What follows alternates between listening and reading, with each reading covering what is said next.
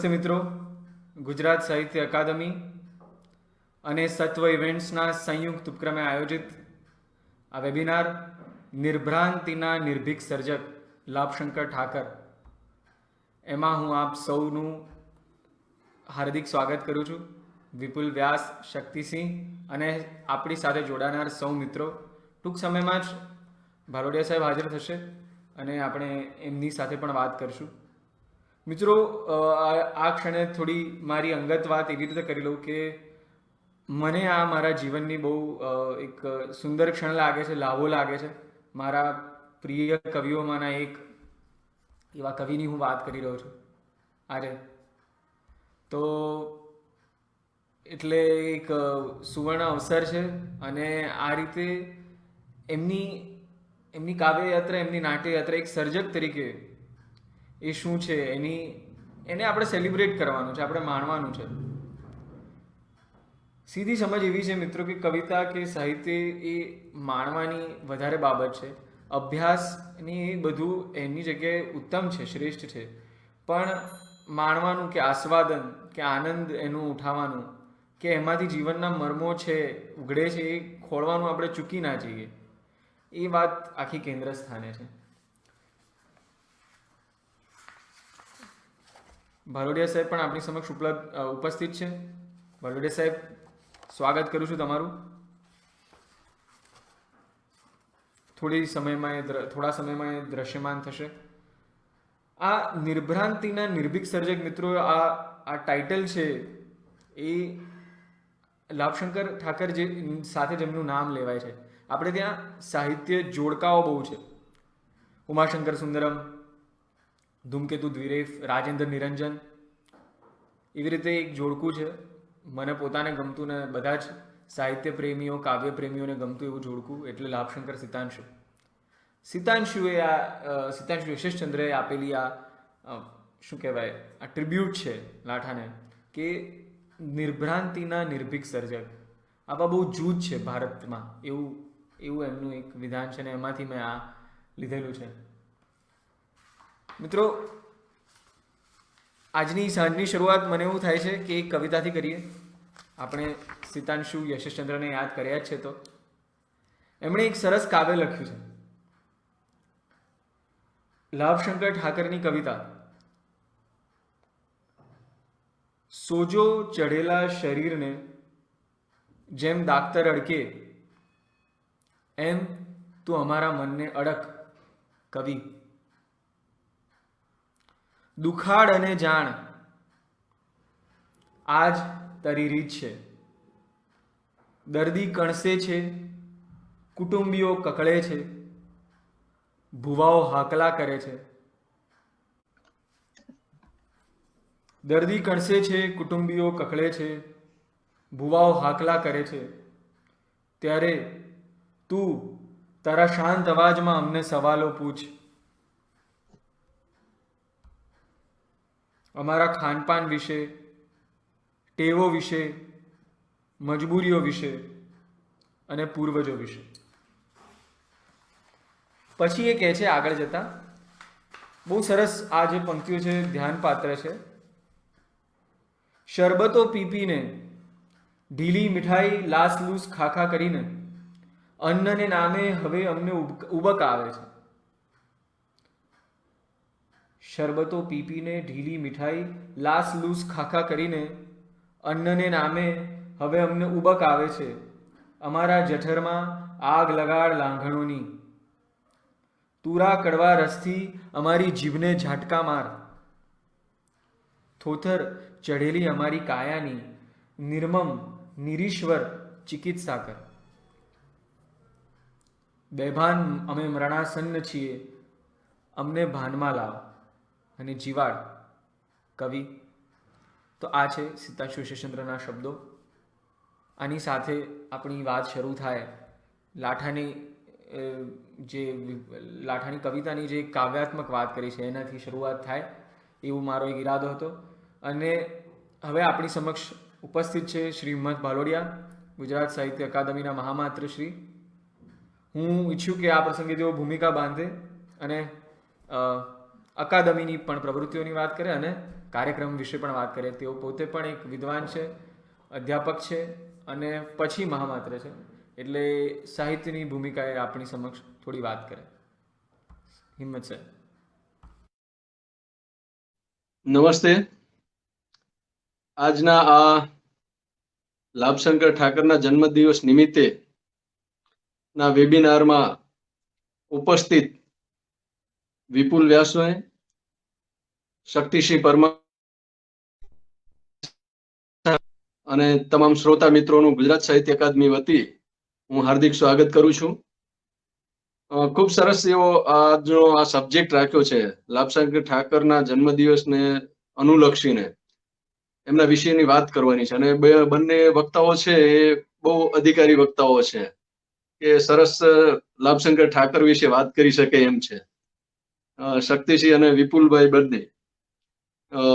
લાભશંકર ઠાકર આમ આપણે કહીએ કે જ્યારથી સુરેશ જોશી અને પછી એમ કે આધુનિકતાની શરૂઆત થઈ ને ત્યારથી પછી એમ કે ગુજરાતી કવિતામાં જે જુદા એક વળાંક આવ્યા આપણને જોવા મળ્યો, એક જુદો આયામ જોવા મળ્યો, એ લાભશંકર ઠાકરથી પણ આપણને જોવા મળે છે.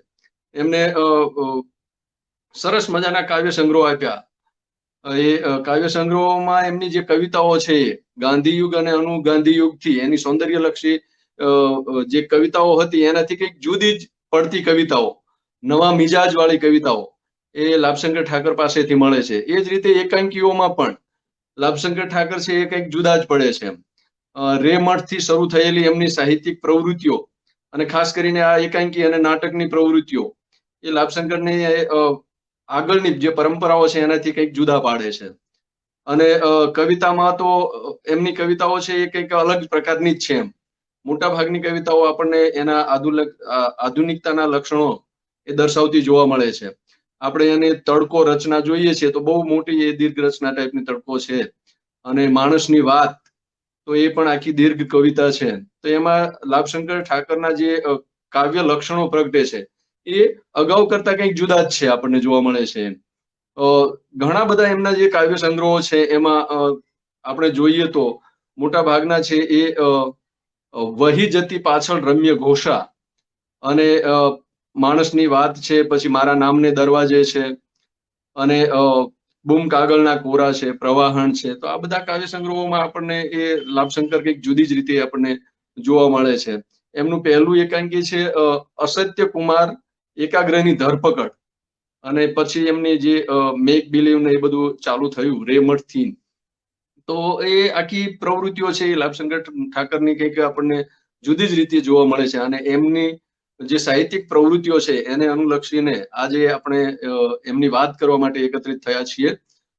ગુજરાત સાહિત્ય અકાદમી એ આ રીતે વિશેષ સર્જકોને ધ્યાનમાં રાખીને પણ આ પ્રકારના પ્રોગ્રામો કરે છે. ખાસ કરીને કાર્ય શિબિરો છે, સેમિનાર છે, પરિસંવાદો છે, આ પ્રકારના વેબિનાર છે. ખાસ અત્યારે કોરોના કાળની પરિસ્થિતિને ધ્યાનમાં રાખીને આપણે જાહેર એકબીજાને મળી નથી શકતા, પણ આ રીતે એકબીજાની સાથે એ ઓનલાઈન જોડાઈને એકબીજાની સાથે વાત કરી શકીએ છીએ.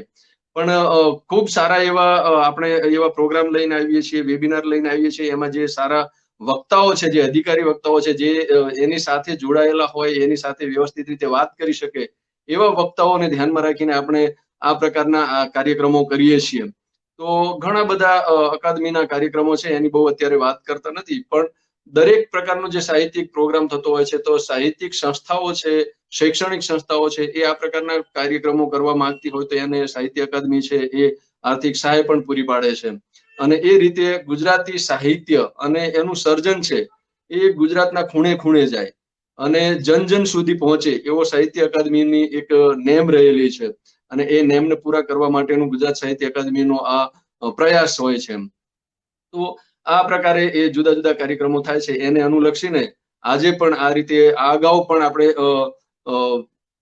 4-5 પેલા સર્જકો છે એ સર્જકોને ધ્યાનમાં રાખીને એમના જન્મદિન નિમિત્તે રાવજી પટેલ છે, અને એ પછી તારક મહેતા છે, અને આપણે મનોજ ખંડેરિયા છે. તો એ બધા ઘણા સર્જકોને ધ્યાનમાં રાખીને આ પ્રકારના વેબિનાર કર્યા છે. અને આજે લાભશંકર ઠાકરનો જન્મદિવસ છે એમને ધ્યાનમાં રાખીને એને અનુલક્ષીને લાભશંકર ઠાકર વિશેની વાત કરવા માટે આપણે સૌ મળ્યા છીએ. એ બદલ ખાસ તો સાગર શાહે આનું સરસ મજાનું આયોજન કર્યું છે. સત્ય ઇવેન્ટ્સ અને સાગર શાહને એ બદલ ધન્યવાદ આપવા ઘટે. અને ખાસ જે આપણી સામે જે એના અધિકારી વક્તાઓ છે એ બંને પણ લાભશંકર ઠાકર વિશે વ્યવસ્થિત રીતે સરસ આપણી સમક્ષ વાત કરવાના છે. તો એ બંનેનું પણ હું ફરીથી હાર્દિક સ્વાગત કરું છું અને આગળના દોર માટે સાગર શાહને વિનંતી કરું છું. આભાર. થેન્ક યુ વેરી મચ ભાલુડિયા સાહેબ, ખૂબ ખૂબ આભાર. સરસ ભૂમિકા બાંધી આપી.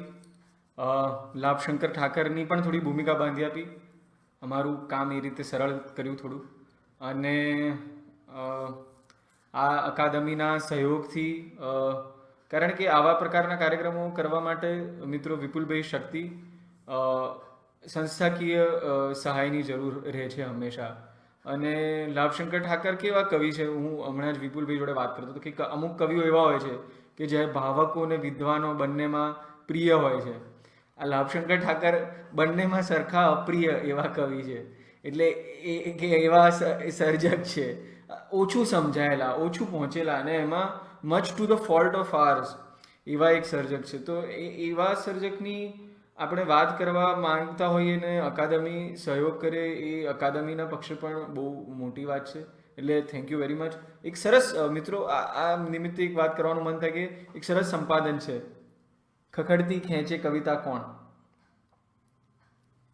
આઈ હોપ કે બરાબર દેખાતું હોય, રિવર્સમાં ના દેખાતું હોય.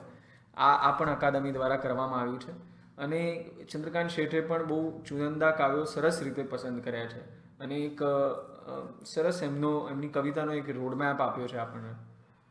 તો મિત્રો બસ હવે મારે બહુ લાભશંકરના એ રીતના ટિપિકલ પરિચયમાં નથી જોવું કે આપણને બધાને ખબર છે કે કઈ સાલમાં એમનો જન્મ થયો, અને ના ખબર હોય તો પણ કંઈ બહુ જરૂરી નથી. પણ છતાંય જો વાત કરવી હોય તો સુરેન્દ્રનગરમાં ઈસવીસન 1935માં એમનો જન્મ થયો.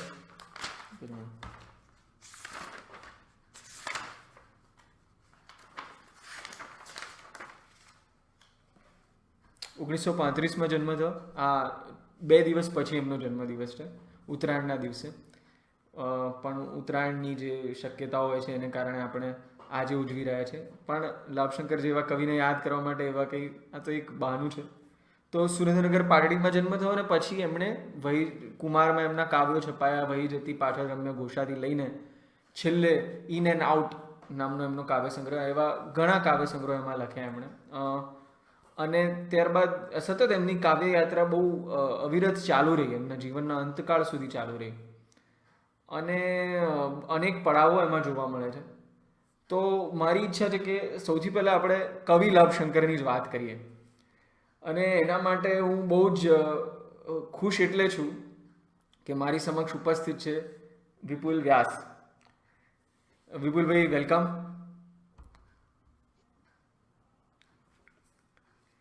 વિપુલભાઈ એમનો થોડો પરિચય આપું તો એ કવિ છે, વાર્તાકાર છે, અને સંગીત પણ બહુ સારું જાણે છે. એમનો કાવ્ય સંગ્રહ એમનો વાર્તા સંગ્રહ લૂ પ્રગટ થયો છે 2018માં. અને આમ વ્યવસાય GSFCમાં એન્જિનિયર છે, પણ છતાં પણ એમ જોઈ શકાય કે એમને સાહિત્ય એમને અંદરથી શું કહેવાય, એમનામાં સાહિત્ય છે, એમને સાહિત્ય અને કલાનો પહેલેથી જ એક મને ગમતો શબ્દ કીડો છે. તો આવો કીડો એમનામાં સળવળે છે, અને એને કારણે એ આપણી સાથે ઉપસ્થિત છે. વિપુલભાઈ, ખૂબ ખૂબ સ્વાગત તમારું. આપણે આપણી વાત શરૂ કરીએ. અનમ્યુટ છો તમે, હવે બોલી શકો છો. સાગર, બહુ સરસ. હા, બોલ. બોલો તમે કહો.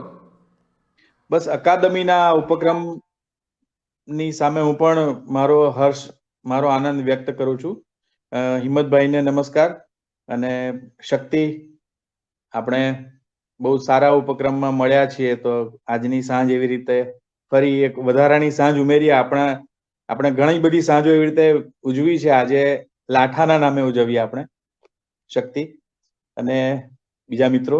એટલે સાગર, આજે તે સારું કર્યું, સીતાંશુભાઈની કવિતાથી શરૂઆત કરી. એટલે એ ટ્રિબ્યુટ, એટલે એક કવિ જ કદાચ કવિને સારી રીતે અંજલિ આપી શકે, અથવા તો એમને જે યોગ્ય છે એવું માન સન્માન આપી શકે. તો એ કવિના શબ્દોથી આપણે વાત શરૂ કરી, એ બહુ મને ગમ્યું. આજે આપણી વાતચીતમાં જો આ કવિતા તે ના વાંચી હોત તો આપણે ફરી આપણી વાતમાં લઈ આવત એને, આ કવિતાને. એવી સરસ રીતે આ ભૂમિકા બાંધી તે. બિલકુલ. મારે એ પૂછવું છે વિપુલભાઈ કે આ કવિતા તમને કેવી લાગી? હા, એટલે હું એ જ કહેવા જતો હતો કે કવિ જ કદાચ કવિના શબ્દને બહુ જ સારી રીતે જોઈ શકે અને બધાને બતાવી પણ શકે. તો આ કવિએ, સીતાંશુભાઈએ જેમ કીધું તે કીધું એમ, એ વાહાલસોએ વિદ્રોહી કીધા છે એમને. એટલે વિદ્રોહી એટલે બહારવટિયાના સુધી એના કાકુઓ જાય, વિદ્રોહી એટલે એમ. તો એ બહારવટીયો હોય તો એ વિદ્રોહી હોય અને વાલસોયો પણ હોય. તો એવી રીતે સીતાંશુભાઈએ પણ કવિતાની બાનીમાં લાઠાને ઉઘાડવા, આપણી સમક્ષ ઉઘાડવાનો એક પ્રયાસ કર્યો છે. અને બહુ એકદમ મને તો એમની આખી વાત સાથે સંમત નહીં થવાનું કોઈ કારણ નથી લાગતું. કે એમણે જે વાત કવિતામાં એમના શબ્દોમાં જ કહીએ ને તો, અમને ઓસડિયા પા, અમારી જીભને જરૂર છે, અમારા કાનને જરૂર છે, અમારા શરીરને જરૂર છે, અને એ તારા તરફથી જે નિરીશ્વર અમારી જે ચિકિત્સા થશે એની અમને બધાને જરૂર છે. આ ભાષાને આ કવિતાને પણ જરૂર છે. ત્યાં સુધી આ કવિતાના છેડા પહોંચે છે. એટલે મને તો ગમી છે આ કવિતા. અને લાઠા વિશે ઠાકર ને ઓછા ઝીલાયેલા, સરખા અપ્રિય એવા જે કવિ છે, તો એની પાછળના કારણો ને એની પાછળની વાતો પણ આ કવિતામાં આપણને મળે છે. તો વાત શરૂ કરવા માટે બહુ સરસ જગ્યા છે આ જેનાથી શરૂ કરી આપણે વાત. થોડું નેટમાં ડિસ્ટર્બન્સ હતું એટલે તે વાંચી ત્યારે હું એને એકદમ એની સાથે સાથે જોડાઈ ના શક્યો. પણ મને લાગે છે કે તે વાંચી હશે ત્યારે કેવી સરસ વાત થઈ હશે, કવિતાથી કેવો માહોલ બંધાયો હશે. બિલકુલ વિપુલભાઈ. એટલે મારે આ જ વાત કરવી હતી કે ઘણા છે ને આનો જુદો અર્થ કાઢે છે આ કવિતાનો. એટલે એવું કહે છે કે લાઠાની કવિતામાં છે ને બધા કડવા ઓસડિયા જ છે. એટલે લાઠાની કવિતા ભોજન નથી, એનું નકારાત્મક મૂલ્ય છે. એ તમને સાચા કાવ્ય પદાર્થના ચાહક બનાવે, એની ભૂખ લગાડે, પણ એ પોતે સાચો કાવ્ય પદાર્થ પીરસી શકતા નથી. હા, એટલે આ છે ને એક બહુ તે સરસ પોઈન્ટ લીધો કે આપણા બધા જ વિદ્વાનોએ લાઠાની કવિતાની વાત કરી છે કે કવિતા બહુ સરસ છે, એવું એ લોકોએ કવિતાનો મહિમા કર્યો છે. પણ એક રીતે એમણે છે ને વિટનેસ બોક્સમાં પણ સતત ઉભા રાખ્યા છે કવિ લાભશંકરને. અને કેટલી રીતે એમના પર જાણે આરોપો, વિટનેસ બોક્સ એવો આપણે ટર્મ આપણે લાવીએ છીએ તો પછી આરોપ જેવી વાત આવે તો આરોપ પણ એમના પર કેવા મુકાયા છે કે મોટાભાગે એમની કવિતામાં ભાષાની અરાજકતા, લયની અરાજકતા અને એની આજુબાજુ એમણે કવિ કર્મ એમણે કર્યું એવું કહેવાય છે. બાનીની પણ અરાજકતાની કવિતા છે એવું કે છે એમના વિશે. એ કવિ ખરા, પણ એમને કવિતા સામે જ વાંધા અને કવિતા પ્રવૃત્તિ સામે પણ વાંધા, એવા સર્જક છે એવું એમના માટે કહેવાયું છે. વિરોધાભાસોના કવિ એવું પણ કહે છે ને, વિરોધાભાસો વાળો સર્જક. તો વિરોધાભાસોમાં તો એમને મળેલા એક એવોર્ડ બાબતે પણ એવું થયું કે એમણે પહેલા એ એવોર્ડ સ્વીકાર્યો નહીં અને પછી સ્વીકાર્યો. તો એના સંદર્ભમાં એવું જ કીધું કે આ કવિ આમે વિરોધાભાસો વાળા જ છે કવિ, એટલે એ આવું કરે એમાં કઈ નવાઈ નહીં.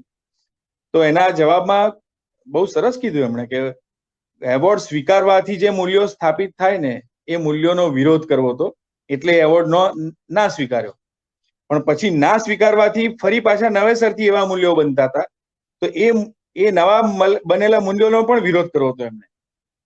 એટલે એમની મૂળ વાતમાં તો સાતત્ય જ છે કે મૂલ્યોનો વિરોધ એમણે કરવો હતો, તો એ કર્યો એમણે, સ્વીકારીને પણ અને ના સ્વીકારીને પણ એમ. ખરી વાત છે વિપુલભાઈ કે એકવાર સાર્ત્ર માટે પણ એવું કહેવાયું છે કે સાર્ત્રે એવું કહ્યું પોતાના નોબેલ પ્રાઇઝ રિજેક્શન સ્પીચમાં કે હું નોબેલ પ્રાઇઝ સ્વીકારવા એટલે નથી માગતો કારણ કે હું નોબેલ પ્રાઇઝ વિજેતા સાર્થર તરીકે ઓળખાવા નથી માગતો. પણ પછી લોકો એમને એ રીતે ઓળખવાનું શરૂ કર્યું કે આ ભાઈએ નોબેલ પ્રાઇઝનો અસ્વીકાર કર્યો છે, કે એને રિજેક્ટ કર્યું. હા, એટલે છોકરાઓ અત્યારે મારા દીકરીને એ લોકો એમ જ કહેતા હતા કે તમે સાર્ત્રની વાત કરો છો તો એમાં તો અમને એવું લાગે છે કે આ એક જાતનું આટલો મોટો એવોર્ડ નહીં સ્વીકારીને અટેન્શન ખેંચ્યું છે એમણે. એટલે સાર્ત્ર વિશે એવી રીતે મારા બાળકો એવી રીતે વાત કરે. તો લાઠાની બાબતમાં એ વાત નથી, આપણને એવી ખબર પડે છે. એટલે એમના પર એક જાતનું આરોપનામું ઘડાયેલું જ છે, કાયમ માટે આરોપનામું એમના ઉપર રાખી મૂકવામાં આવ્યું છે. અને હવે તો એ પોતે આપણને જવાબ આપી શકે એમ નથી. તે છતાં આજની તારીખે ચાહ્યા છે એવું કહેનારા વિદ્વાનો અને સાહિત્યકારોએ પણ એમને એ વિટનેસ બોક્સમાંથી મુક્ત નથી કર્યા. તો હું એવું કહું છું સાગર કે આજે આપણે થોડીક આ જ વાતો કરીએ અને એમના પર જે થોડાક આરોપો મુકાયા છે એની આપણે વાત કરીએ કે એ કેટલી હદે સાચા તને કે મને લાગે છે. જો એક આરોપ આપણે જોઈએ, ચેક કરીએ કે એક વિવેચક એવું લખે છે કે એમની આરંભની વહી જતી રમ્ય ઘોષાની પારંપરિક છાંદસ રચનાઓ પછી એમણે જે તડકો કે અવાજને ખોદી શકાતો નથીથી તર્કમુક્ત સાહચર્ય પદ્ધતિઓનો વિનિયોગ કર્યો. એ જ પછીથી રચના પ્રક્રિયાને આગળ ધરતો રચનાના અંતિમ પરિણામની ઓછી ખેવના સાથે આગળ ને આગળ વધતો રહ્યો. એમ કહી શકાય કે મોટાભાગની એમની રચનાઓ કાવ્ય કરતાં કાવ્યના ડોળિયા વધુ છે. પરિણામે લાભશંકર સહેલાઈથી ગળે ન ઉતરે એવા કવિ બન્યા. કદાચ એ કારણે લાભશંકર હોવા જોઈએ એના કરતાં વધુ સમર્થ સાહિત્યકાર ગણાયા. આવું એક આપણી ભાષાના પ્રમુખ વિવેચક કહે છે. કેટલી ગંભીર આ બાબત છે. અને મારા જેવા લાભશંકરની કવિતાના ચાહક, એટલે હું તો સાગર તારી સાથે વાત કરતો હતો, આપણે બંને લાભશંકરની કવિતાના લગભગ એક સરખા ચાહક છીએ. અને હું તો ફેન્સ કહું છું આપણને. મેં તને કીધું કે તું ફેન છે લાભશંકરની કવિતાનો, હું પણ ફેન છું. તો મારા જેવા ફેનને તો આ કેટલી મોટી બાબત લાગે છે, ગંભીર બાબત છે. આપણે એને આ જે આરોપ છે ને એના માટે એના સંદર્ભમાં હું યાદ આવે છે મને વાત કે સિતાંશુભાઈએ એમ કીધું કે ભાષા અથવા કવિતાની આખી પ્રવૃત્તિ એ પ્રેયસી જેવી છે, જે તમને પળે પળે નવી નવી રીતે તમને તાવે છે, સતાવે છે, ચેલેન્જ કરે છે. તો લાઠા અહીંયા એમનાથી જુદા એવી રીતે પડે છે. એક કવિતા છે સિતાંશુભાઈની, એ કવિતાનો સંદર્ભ તને ખ્યાલ આવતો હશે. હું અહીંયા લાઠાની વાત કરવા માંગુ છું વધારે પ્રિસાઇઝલી. તો એવું કહે છે કે પ્રેયસી એ તે પણ એક રોમેન્ટિસિઝમ છે. આ ભાષા તો કાળી વેશ્યા છે એવું કહે છે. હવે આ ભાષા આ બાનીમાં જે માણસ વાત કરે પછી એ લોકોના કાનમાં પેલી ઓસડિયા પીધા હોય એવી અસર આવે ને. વાત એ છે. તો એ કેમ એવું કહે છે? તો એવું કહે છે કે તમારે પ્રેયસી હોય કે તમારી જે રતિ, એટલે રઘુવીરભાઈએ પણ કીધું છે કે રતિની વાત કરતા હોય છે લાભશંકર, અંગત રતિની વાત કરતા હોય છે. તો સરસ, એમણે બહુ સારી રીતે વાત કરી છે કે રાવજીએ પણ વાત કરી છે આ, અને લાઠાએ પણ આ વાત કરી છે. અને એ વાતના સંદર્ભોથી કવિતા પ્રવૃત્તિ અથવા કવિતાને કેવી રીતે જોઈ શકાય છે, તો એક એવી ચાવી છે એમની. પણ એ જો તમે રતિમાં કે રતિના આનંદની કે રતિને ભોગવવાની કે ભોગની વાત તમે વિચારો તો એ તમારે જે ભોંય ખેડવાની છે એનું એક વાત કરવાની ટર્મ્સ એવી કે એ જે ભોંય તમારે ખેડવાની છે, જે રતિમાં તમે રત થયા છો, તમારે ભોગનું સુખ જે તમારે એટલે એ સુખ પણ એટલું ગંતવ્ય નથી લાઠાની કવિતામાં. એ સુખ એ ગંતવ્ય નથી. એમ કે છે કે તમારે ભોગવી બતાવવાની છે. તમારી પાસે જો તમારું પ્રેયસીનો ને તમારો પ્રેયસી વાળો સંબંધ હોય તો પણ, તો એ હજી તમે ભોગવી બતાવી નથી એવું લાઠાની વાતમાં છે, એમની કવિતામાં છે કે અવાજને ખોદી શકાતો નથી ને ઊંચકી શકાતો વાત તો એ નથી. પણ છે વિપુલભાઈ કે હું પોતે જ ખવાઈ ગયો છું. હું ખાઈ શકતો નથી, હું ખવાઈ ગયો છું. હા, એટલે ભાષા વડે કવિ કેટલા ભોગવાય છે એ પણ એટલી જ મોટી બાબત છે. હા, એટલે એ ભોગવવાની અને ભોગવી બતાવવાની, એ બંને વાતોમાંથી તમે હજી સ્પષ્ટ રીતે કશું અંદરથી તારવી શક્યા નથી અને એમાંથી તમને કંઈ મળ્યું નથી. એટલે મને એક બહુ સરસ વિભાવના યાદ આવે છે સૌંદર્ય માટેની, કે સૌંદર્ય છે ને એ બહુ જલ્દી ખતમ પણ થતા હોય છે. સૌંદર્યના અંત છે ને એની આસપાસમાં જ પડ્યા હોય. એટલે સુખ અથવા સૌંદર્ય એની છે ને ચિરંજીવીતા વિશે લોકોએ કીધું છે કે ચિરંજીવી નથી નીવડતા એ સૌંદર્યો. તો એને હું થોડીક સારી જુદી રીતે સમજાવું તને તો, કોઈ પણ સૌંદર્ય છે, કવિતાનું છે, ભાષાનું છે, પ્રકૃતિનું છે, એને તમે ખાલી હજી જુઓ છો ઉપરથી. દાખલા તરીકે પર્વતારોહણ કરવું, કે જંગલમાં જવું, કે દરિયો ખેડવો, એ આખી વાત જે લોકોએ દરિયો નથી ખેડ્યો, પર્વતારોહણ નથી કર્યું, એ લોકો માટે એક પિકનિક જેવી આનંદ મેળવવાની એવી કશીક વાત છે. એવી જ રીતે લોકો ભાષાની પાસે, કવિતાની પાસે માત્ર આવા સુપરફિશિયલ અથવા તો સપાટી પરના આનંદની વાત સુધી ગયા છે. આપણો આ કવિ લાભશંકર ઠાકર એને એ ખબર પડી ગઈ છે કે આ સૌંદર્ય છે ને દેખાય છે કે એની વાત કરીએ છીએ એટલા પૂરતું નથી, આ તો ખાલી એની શરૂઆત છે. તમે અંદર જાઓ, પર્વતારોહણ કરવા જાઓ એટલે તમને એનું સ્વરૂપ ખબર પડે, પ્રકૃતિનું સ્વરૂપ ખબર પડે. ભાષાનું અને કવિતાનું એવું સ્વરૂપ હજી તમારે એક્સપ્લોર કરવાનું બાકી છે. ઇન અ વે એ આપણને અહીંયા કહે છે કે હજી તમારે બાકી છે. અવાજ ખોદી શકાતો નથી, તમારે હજી ભોગવવાનું બાકી છે. તમે ભોગવશો તો એના આનંદની તમને અનુભૂતિ થશે, અને જો તમને અનુભૂતિ થશે તો તમે એ અનુભૂતિની વહેંચી શકશો બીજા સાથે. આવી કંઈક વાત છે લાઠાની કવિતાઓ. બિલકુલ બિલકુલ. હવે આપણે શક્તિને જોડીએ આખી વાતમાં. શક્તિ લાભશંકરના નાટકોની વાત કરવાનો છે. ખાસ કરીને એકાંકીની આપણે વાત કરવા માંગીએ છીએ, કારણ કે ફૂલ લેન્થ નાટકોની વાત કરવા માટેનો આપણી પાસે સ્કોપ નથી એટલો બધો. આમ તો કાવ્ય યાત્રાની વાત કરવાનો પણ કંઈ સ્કોપ નથી, પણ સ્કોપનો જે અભાવ છે એને આપણે પ્રેમથી તરી જવા માંગીએ બધા, કે ભાઈ આપણી પાસે આ છે ભાઈ, વિદવત્તા પણ નથી અને માહિતી પીરસવાની પણ વાત નથી, આપણી પાસે જે છે આ છે. તો શક્તિ, એક વસ્તુ મને પૂછવાનું મન થાય કે તે લાભશંકરના લાઠાના, મને કોઈક મિત્ર કહે છે એમણે કમેન્ટમાં કે લાઠા નાખો લાભશંકર ભાઈ ગયો, તો સર્જકોને ભાઈ ના કહેવાય બોસ. એટલે લાભશંકરના તે એકાંકી ભજવાતા જોયા છે, તો કયા કયા એકાંકી જોયા છે અને થોડી એમની વાત કર કે એ ભજવણીઓ કેવી હતી અને તારો એમાં રોલ કેવો હતો.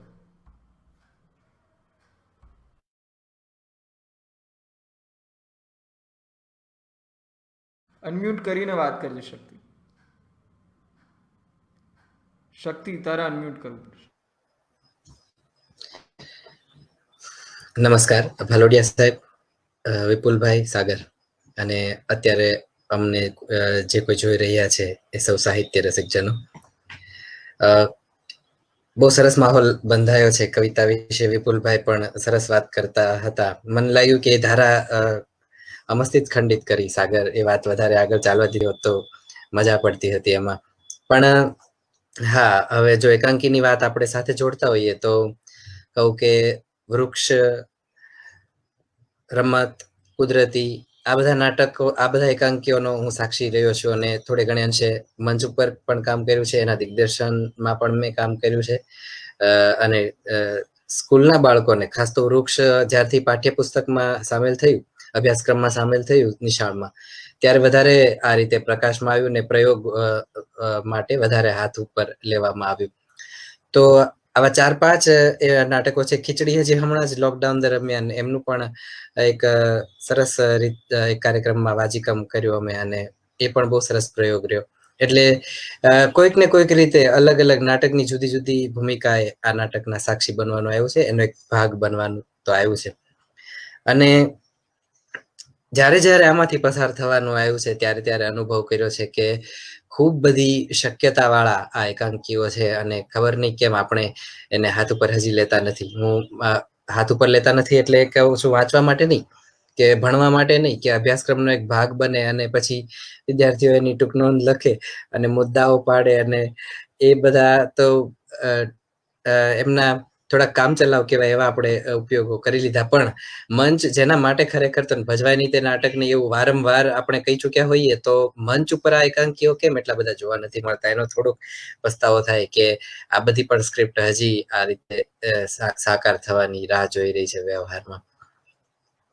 સાગર બિલકુલ, એટલે અમે જે વાત કરતા હતા કે લાભશંકર, સંભળાય છે ને મારો અવાજ? એકદમ હા, તો જે આપણે વાત કરતા હતા કે જે કવિ તરીકે એમને ઘણું બધું પામવાનું બાકી રહે છે એમનામાં, અને એમનું એટલે ભાવકો સુધી, ને આપણે બહુ અન્યાય કર્યો છે, એમને વિટનેસ બોક્સમાં ખડા કર્યા છે. મને લાગે છે કે લાભશંકરને પણ આપણે થોડા વિટનેસ બોક્સમાં અથવા તો આપણે બાજુએ મૂકી દે છે, એક એબ્સર્ડ નામની ટર્મ નાખીને એમની સાથે. પણ આપણે ખરું જોઈએ તો એમના નાટકોમાં એબ્સર્ડ થોડું ઓછું છે. મેં તો જે પણ વાંચ્યા એમના એકાંકી કે નાટકો, અલબત્ત થોડું દર્શનમાં કે જે તમે બેકગ્રાઉન્ડમાં જોઈ શકો એબ્સર્ડ, પણ એની ભજવણીમાં એટલું બધું ગંભીરતા કે જે એબ્સર્ડની પર્ટિક્યુલરલી અપેક્ષિત છે એવું કંઈ નથી એમ. તું શું કહે છે? આ વૃક્ષ કે કુદરતી નાટકો જોઈએ. હા, સહમત થાવ છું તારી વાત સાથે.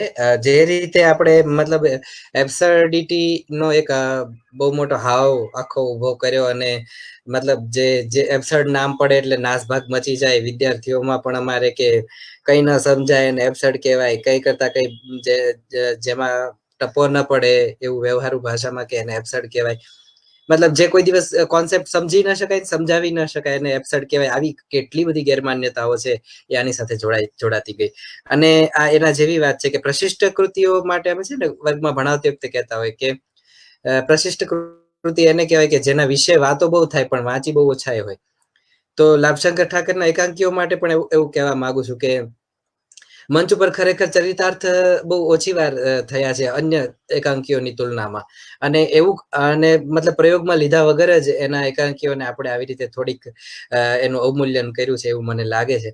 કેમ કે કુદરતી નાટક એકાંકીની તે વાત કરી ને સાગર, તો કુદરતી નાટકમાં તો હવે નાટક કહું છું એટલે એકાંકીના જ એક વ્યાપક સંજ્ઞા તરીકે પ્રયોજું છું. એકાંકી એ નાટકનું જ એક સ્વરૂપ છે એ અર્થમાં.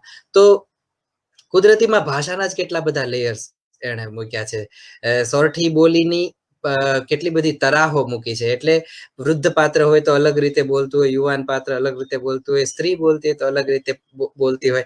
અને આમ જુઓ ને તો કુદરતી એકાંકીનો વિષય પણ આમ થોડોક રંગદર્શી છે, રોમેન્ટિક છે. એ એકદમ હવે એબ્સર્ડિટીની જે આપણે છે કે વિસંગતિ ઉદ્ભટતાનો જે આખો ભાવ છે કે તમને કંટાળો ત્યારે ત્રાહી ત્રાહી કરાવી દે, અને તમે થોડી વાર માટે તો આમ તો થોડા દિવસો માટે તમે એમાંથી એના પ્રભાવમાંથી બહાર ના આવી શકો એવા વિષાદમય માહોલમાં તમે આવી જાઓ જો તમે એટલા સહૃદય ભાવક હો તો એવી રીતે લાઠા ખરેખર હમણાં જે કડવાશની વાત થઈ કે કડવી દવાની વાત થઈ ને, એમ હળાહળ કડવાશ લાગે એવી રીતે એકાંકીઓની વાત કરું છું હું.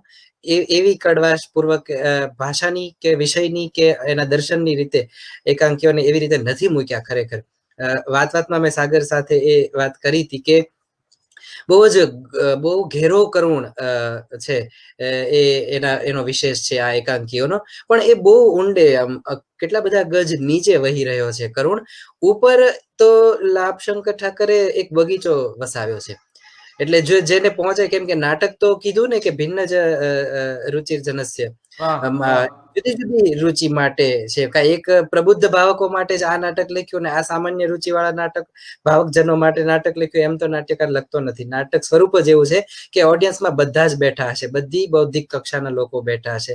તો કાં તો એક વર્ગ નિરાશ થઈને જશે ને એક વર્ગ કંઈક લઈને જશે. પણ લાભશંકરના એકાંકીઓમાં ખરેખર એવું નથી કે એમાં સપાટી પર માત્ર જો અભિધાર્થ લઈને જ જોનારો ભાવક બેઠો હોય ને તો એ પણ રાજી થઈને જશે, અને એને કંઈક ને કંઈક કૌતુક સતત ને સતત દર ત્રીજા ચોથા સંવાદે કંઈક કૌતુક એમણે મૂક્યા છે. બાથટબમાં માછલીની વાત કરું તો કે આટલી બધી કે આમ વિસંગતિની જ વાત છે કે ડ્રોઈંગ રૂમમાં બાથટબ હોય અને એમાં માછલીનો કાંટો નાખીને કલાકો સુધી બેસી રહેવાની વાત હોય, કે ટપકતા પેલા પાઇપમાંથી એક પછી એક ટીપા ટપક્યા કરે. હવે આવી કંટાળાજનક આખી એક કથા ને એને પ્રયોજી હોય, પણ વચ્ચે વચ્ચે એને રોજ 30 પાડોશીઓ દહીં લેવા આવે છે રોજ. અને આ એનો શોખ છે. જે નાયક છે જેનું નામ વિનાયક છે, નાયકનું નામ પાછું વિનાયક છે. તો એ આવી રીતે 30 વાર કોઈ અલબત્ત એકાંકીમાં તો 30 પાત્રો નથી આવતા, પણ ઈ કહે છે, સંવાદમાં આવે છે કે 30 પાડોશીઓ મારા, 35 આવે છે ને એક ભાઈ ગુજરી ગયા છે, એટલે હવેથી 34 આવશે ને મેં ડાયરીમાં એક નામ ચેકી પણ નાખ્યું છે. તો આવા અને 4 5 6 7 વાર તો આ રિપીટેશન થઈ શકે, અને દિગ્દર્શક ચાહે તો વધુ કરી શકે. એટલે સતીશભાઈ તો એમના વ્યાખ્યાનમાં આ વાત કરી હતી કે આમાં તમને ક્યાં કંટાળો આવે, 30 વાર તમે લાવી શકો કોઈ જુદા જુદા પાડોશીઓને, જો તમે સ્કૂલમાં ભજવી રહ્યા છો ને તમારે ખૂબ બધા વિદ્યાર્થી મિત્રોને આમાં જોડવા હોય, અને 30 અલગ અલગ રીતે દહીં લેવા આવે, અલગ અલગ પાત્રો આવે, અલગ અલગ ભાષા સાથે આવે. આ નાટક કોઈ રીતે પણ લાભશંકર ઠાકરને આ અભિપ્રેત નથી, આટલા બધા કલર્સ એમને અભિપ્રેત નથી.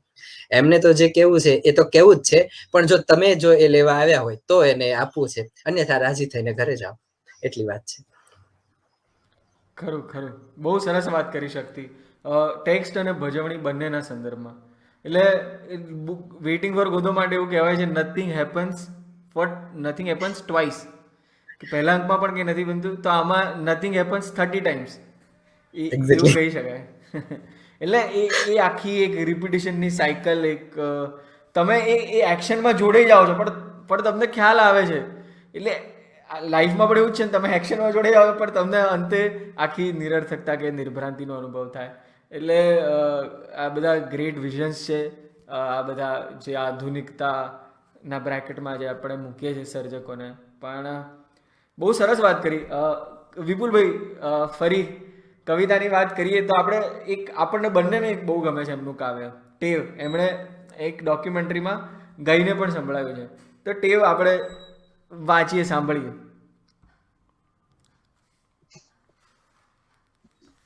બહુ સરસ કવિતા છે ટેવ.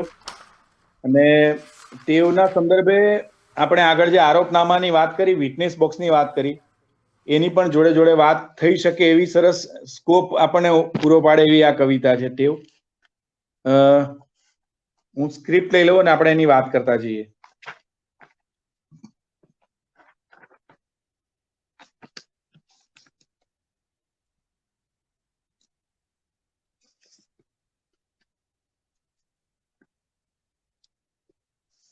ટેવ એટલે હેબિટ.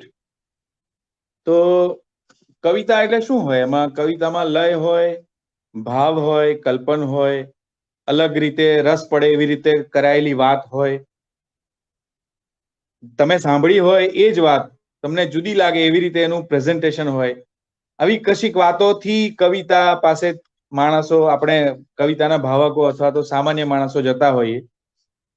એવી રીતે એ જગ્યા પર કવિનો શું રોલ હોય, આવી કોઈક બાબતો અથવા કવિતા પ્રવૃત્તિના સંદર્ભે કવિ પોતે કેવી રીતે જતો હોય. તો ટેવ, અને મને યાદ આવે છે લાભશંકરભાઈએ જે રીતે પઠન કર્યું છે, ભાઈ નહીં કહેવાનું એવું કે છે, ગાઈને પ્લીઝ.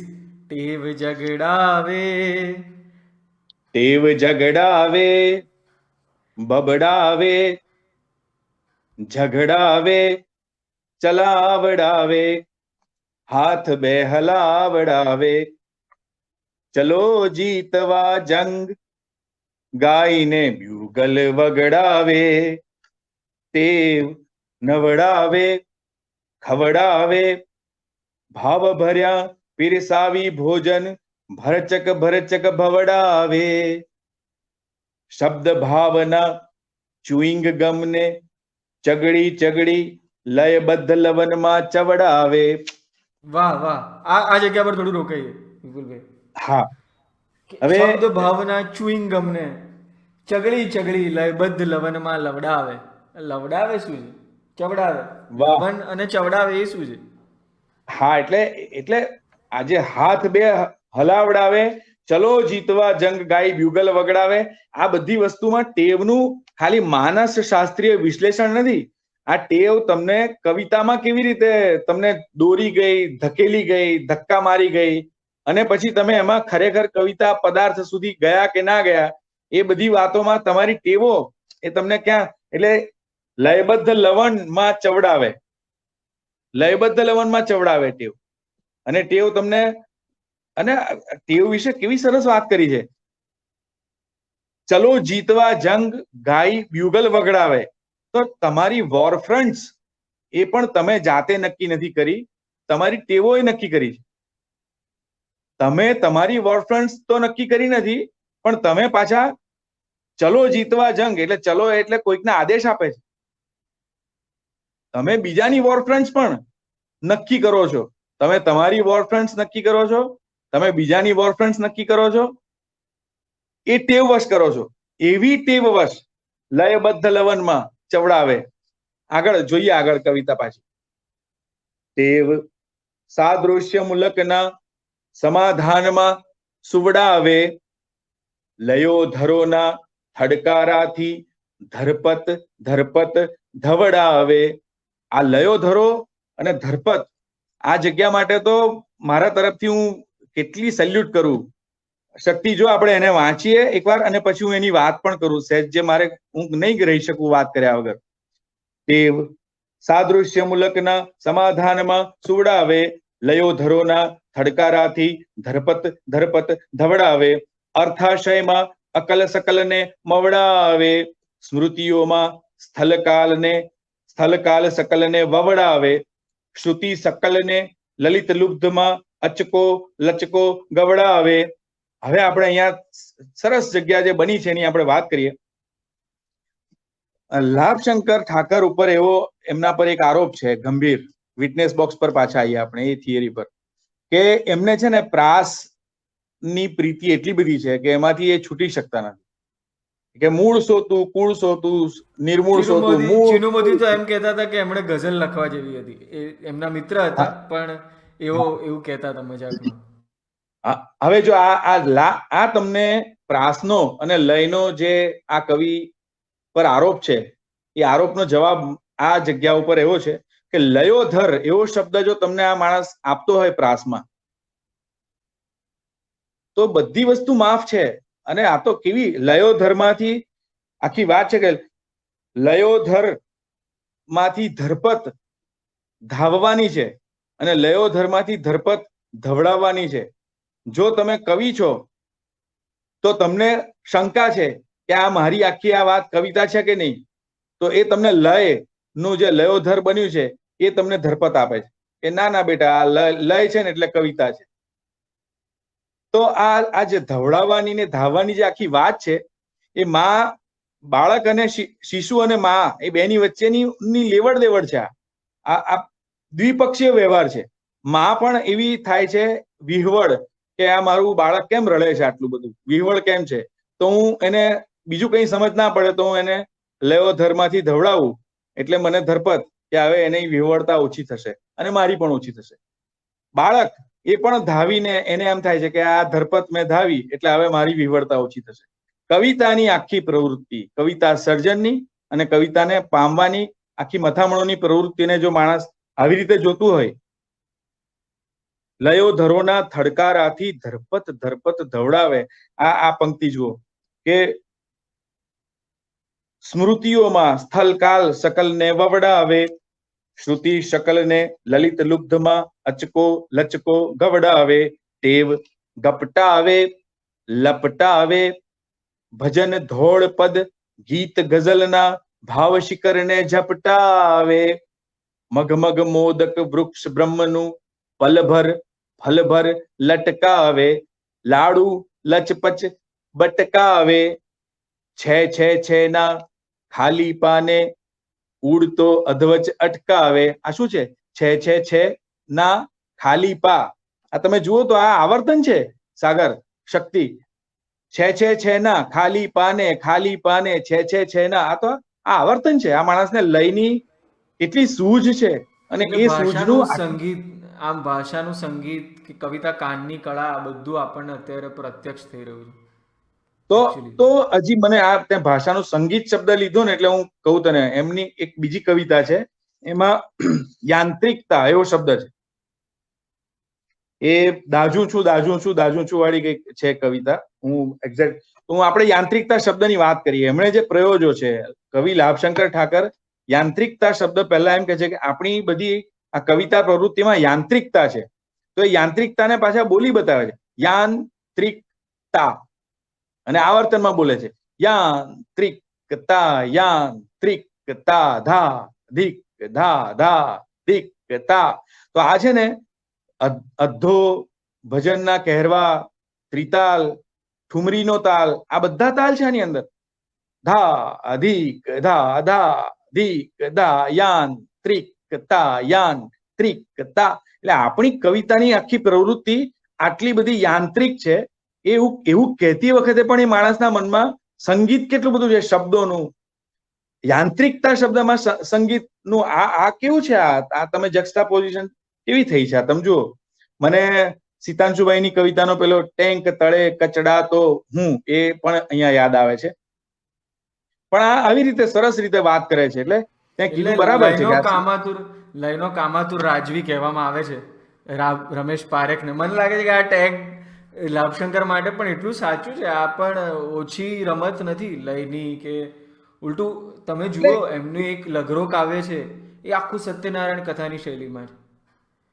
કે આમ જુઓ તો બુદ્ધ જીસસ ગાંધીના અગણિત બંધ પ્રવાહ રે, ઇઝમની અંકિત રાહ રે, લગરો અવિરત ઉભો રે, આવું બધું છે. આપણે વાંચી શકીએ જ્યારે પણ વાંચવું હોય ત્યારે, પણ આખું આમ સત્યનારાયણની કથાની શૈલીમાં છે. તો આ એટલે લય કે કવિતા કાનની કળા હોય તો આ બધું લાભશંકરમાં ભરપૂર છે. એટલે યસ. એટલે ફરી આ ટેવની વાત આપણે કરી લઈએ, રહી ના જાય. તો એ ટેવ શું છે? આ ટેવનું શાસ્ત્ર છે, ટેવનું માનસ શાસ્ત્રીય વિશ્લેષણ છે. એકલું નથી. તો હેબિટ્સ, આપણે એવી કહેવત છે કે ટેવ પાડીએ પછી ટેવ આપણને પાડે. તો એ એવી સાદી વાતનું આટલું સરસ કવિતામાં રૂપાંતરણ, એ તમે હું તો ખુશ થઈ જાઉં છું. તને પણ ગમે છે આ કવિતા, મને પણ બહુ જ ગમે છે. અને લાઠાએ એનું પઠન કર્યું છે. આપણે બંને એમને યાદ કર્યા છે. આ પઠન એમનું જ છે, આ સૂર બધા એમના જ હતા. એટલે ટેવની કવિતા કરી એમણે. લયોધર એવું કીધું, લયોધરની ના થડકારાથી ધરપત નું ધાવવું એ શું છે? બંને પક્ષીય.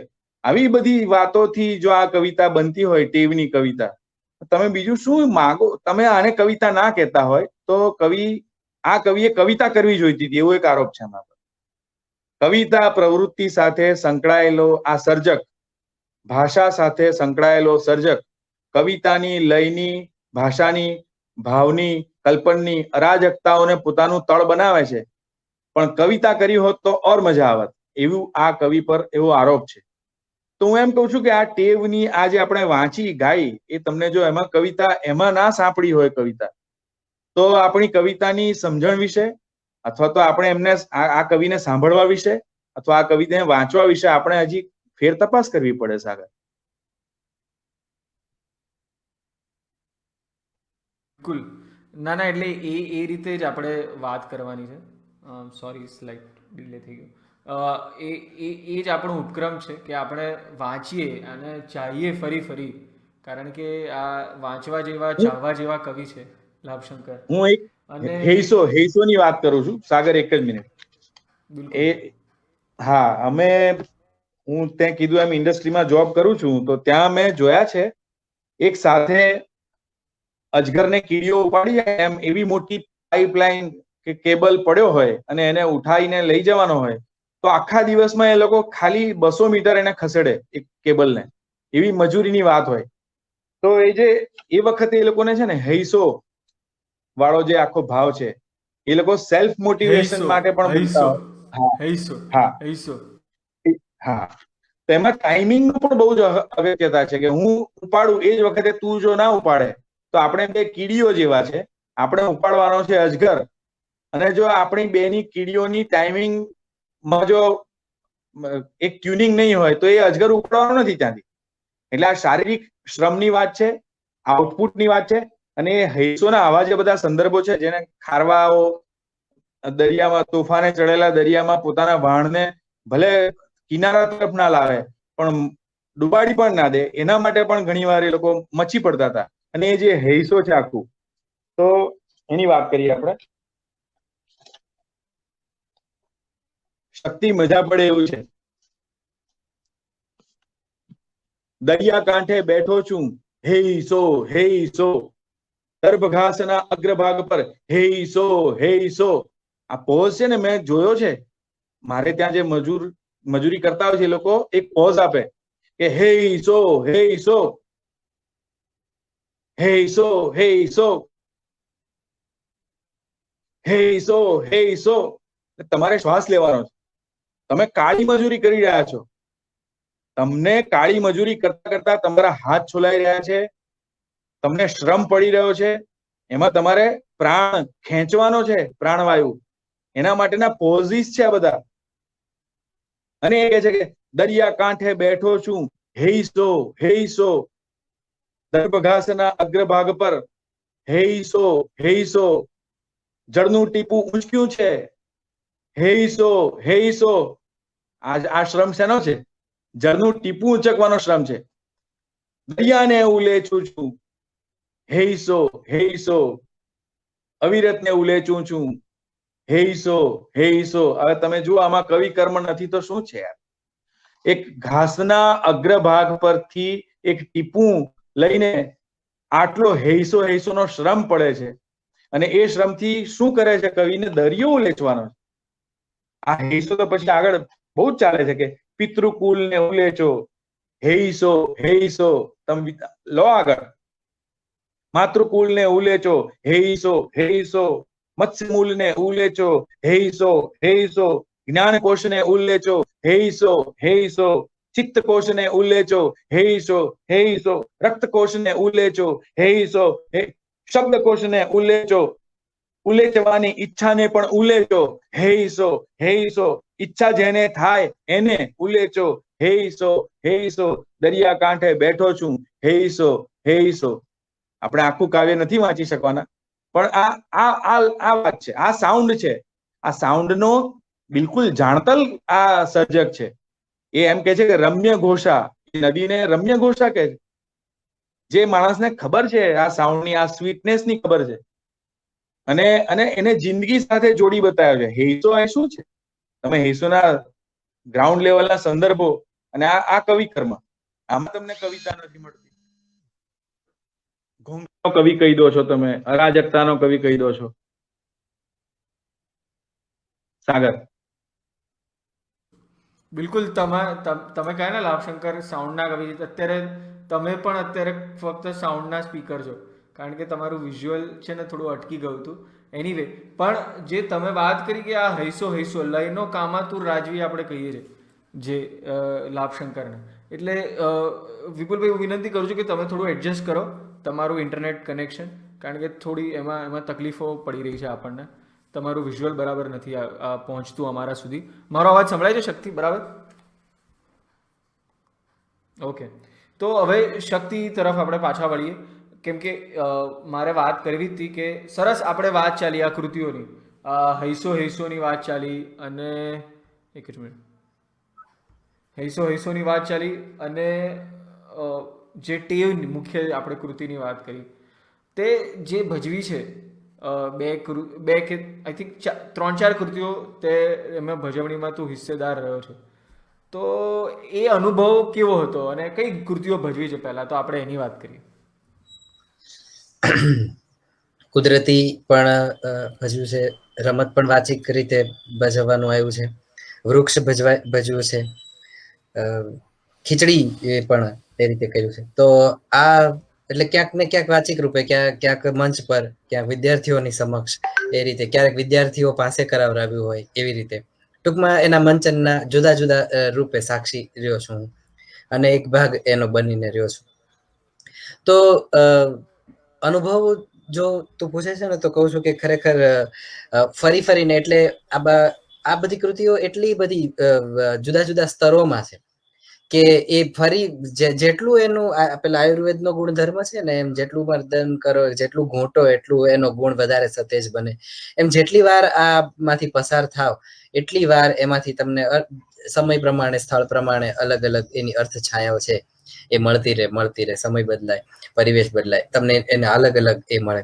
વૃક્ષ એકાંકી તો મેં કહ્યું કે જેમ અભ્યાસક્રમમાં હોવાના કારણે એને ખૂબ લાભ મળ્યો આ રીતે પ્રકાશમાં આવવાનો, અને એના કારણે જુદા જુદા રૂપે ભજવાયું. ઘણા બધા 1-2 શાળાઓમાંથી તો મને ફોન પણ આવતા અને કહેતા કે અમારા વિદ્યાર્થીઓ પાસે આ કરાવવું છે, તો અમને થોડીક આમાં સન્નિવેશમાં શું થઈ શકે, વૃક્ષ કેવી રીતે ખરેખર મંચ ઉપર લાવવું. એટલે આ રીતે છે ને, લાભશંકર ઠાકર બહુ વિચક્ષણ નાટ્યકાર છે કે આવી એક સમસ્યા નાટ્યકારે ખરેખર તો મૂકવાની હોય, બધું જ બધું એક શબ્દશ ન કહી દેવાનું હોય, જેથી કરીને દિગ્દર્શક કે અભિનેતાઓ છે એ માત્ર ફોલોઅર્સ બનીને રહી જાય. એને થોડીક જગ્યાઓ ખાલી છોડતા જવાની હોય છે. એટલે અને એ જ્યાં જ્યાં જગ્યાઓ છોડે છે એ બધા જ ખાલી પાવ પછી દિગ્દર્શકો ભરે છે પોતાની સર્જનાત્મકતાથી, અભિનેતાઓ ભરે છે પોતાની કલાથી, અને પ્રેક્ષક અને એ જે ખાલી જગ્યા છોડે છે એ પ્રેક્ષકો ભરે છે પોતાની સમજણથી. એટલે વૃક્ષ આવી રીતે વચ્ચોવચ્ચ મંચની વચ્ચોવચ્ચ સ્થાપ્યું છે, અને એ ધીમે ધીમે પાછું રૂપ બદલતું વૃક્ષ છે. કે પહેલામાં શરૂમાં તો ચંપકભાઈ પોતે મનુષ્ય દેહ જ ઉભા છે, પછી ધીમે ધીમે એ વૃક્ષમાં પરિણમતા જાય છે. તો આ આખી તબક્કાવાર એક મનુષ્યમાંથી વૃક્ષ બનવાની ઘટના છે, એને મંચસ્થ કેવી રીતે કરવી એ બહુ સરસ રીતે એક ઝીલવો ગમે એવો પડકાર છે. તો એ બધા વિદ્યાર્થીઓની કક્ષાએ જયારે આ નાટકો થતા હોય ત્યારે એમને વિદ્યાર્થીઓની કક્ષાને ધ્યાનમાં રાખી અને આ બધું કરવું પડે. આપણે ભજવતા હોઈએ જયારે થોડાક ભાવકો પણ થોડાક સજ્જ છે, વાંચીને બેઠા છે કૃતિને, તો ત્યારે પણ એની પ્રયુક્તિ અને એના ગિમિક્સ છે એ અલગ પ્રકારના હોય, આખું વ્યાકરણ બદલાઈ જતું હોય. તો મતલબ બાળપણમાં પેલો કાચનો ટુકડો જેને હીરો કહેતા, પણ એને જોઈને સામેના અપાર દ્રશ્યો છે એ અપાર શ્રેણીમાં વહેંચાઈ જતા હોય. આ નાટકો એવા છે કે તમે તમારી સામે કોણ છે, તમે ભજવનારા કોને લઈને ચાલી રહ્યા છો, એમ કેટલા બધા જુદા જુદા સ્વરૂપે એ તમારી સામે આકૃતિઓ આવે છે. એટલે મને બિલકુલ પસંદ નથી જ્યારે લાભશંકર ઠાકરની આ રીતે આપણે રંગભૂમિ ના મંચ પરથી ઉપેક્ષા કરતા હોઈએ સોરી, કે મંચનક્ષમ નથી એમની કૃતિ, એમની બધી પ્રત છે, એમની ટેક્સ્ટ છે એ વારંવાર એકવિધતા વાળી છે અને ઓડિયન્સ કંટાળી જાય છે. બહુ જયારે આપણે મતલબ અભિધાનાત મનોરંજન આપવા માટે બેઠા હોઈએ છીએ ત્યારે સ્વાભાવિક રીતે કે આ થોડીક વધારે ઊંચી વાત જતી રહે તો એ થોડુંક કઠણ પડે. પણ મને તો ખરેખર, મને અને મારી ટીમના અનુભવોને જો હું શેર કરું તો કહું છું કે ખરેખર હજી આમાં ઘણું એક્સપ્લોર કરવાનું બાકી છે. બિલકુલ સાચી વાત છે શક્તિ, કેમ કે લાભશંકર પોતે આવું માનતા કે કવિતા અને પોતાની નાટકની સર્જન પ્રક્રિયાને થોડી જુદી રીતે જ વાત કરતા કાયમ. અને એવું કહેતા હંમેશા કે તમે જ્યારે નાટક લખો છો, નાટક ભાવક સમક્ષ મૂકો છો, ત્યારે તમે સ્વાભાવિક રીતે જ શું કહેવાય એક 2-4 પગથિયા નીચે ઉતરો છો. હા, એ ખરાબ રીતે નથી લેવાની આખી વાતને, પણ એમણે એ સ્વીકારેલું એટલે એ બહુસ્તરીયતા જે આપણે કહીએ છીએ એમના નાટકોમાં જોવા મળે છે. અને સ્પેસિંગની વાત પણ છે ને, આ મધુરાય બહુ કરતા હતા હંમેશા. એ તો એવું જ કહેતા હતા કે નાટક લખવું એટલે શું. એમની એક સિમ્પલ વ્યાખ્યા છે. નાટક અને હું નામનો એક અંક છે, એમાં શબ્દસૃષ્ટિનો જ અંક છે, હર્ષદ ત્રિવેદીએ સંપાદિત કરેલો. એમાં જ એમની એક કેફિયતમાં પ્રગટ થઈ છે આ વાત કે નાટક લખવું એટલે જગ્યા આપવી. નાટક લખવું એટલે જગ્યા આપવી, આ જ વાત છે એમાં. એટલે અભિનેતા બહુ જ મોટું લક્ષણ છે, જે પર્ટિક્યુલરલી સમાંતર રંગભૂમિમાં જ્યાં સન્નિવેશનું આટલું બધું પ્રાધાન્ય ના હોય, જ્યાં સેટ્સનું ને બધાનું, તો એવી જગ્યાએ આ છે. તો મને એવું થાય છે કે એકાંકીમાં ક્રિયા અને અભિનેતા, તો આ બંને સૌથી મોટી બાબતો છે. તો આ બંને બાબતો તને ક્યાં આ કેવી લાગી આ લાભશંકરના નાટકોમાં?